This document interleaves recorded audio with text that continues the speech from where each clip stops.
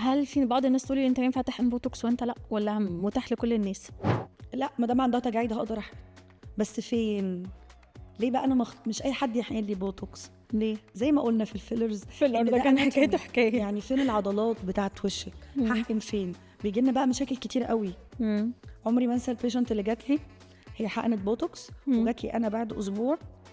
لا، هي كانت تيتشر، كانت مدرسه، فكانت بتطلع في البريك في الشمس، كانت اول ما تقفل عينيها كده عينيها تفضل تعمل كده. فكانت بتتضايق جدا، تقول لي انا بقالي اسبوع متضايقه قوي. قلت لها طب احنا نصبر اسبوع تاني، هو لسه البوتوكس بيشتغل تماما بعد اسبوعين، ما بنعملش تاتش اب غير بعد اسبوعين. هي كانت حقنه عندك ولا حقنه عند حد تاني؟ حقنه بره. بس حقن لها فين؟ في مكان غلط اكيد، هو اثر على العضلات بتاعه العين. احنا هنا مثلا لما بنيجي نحقن لازم نعدي مكان معين كده، ما ينفعش نقرب من العين. لو انتي قربتي هتاثري على العضله بتاعت ايه؟ بتاعه العين، وبالتالي بقت بترعش. لما تقفل عينها جامد كده عينيها تقعد ترعش.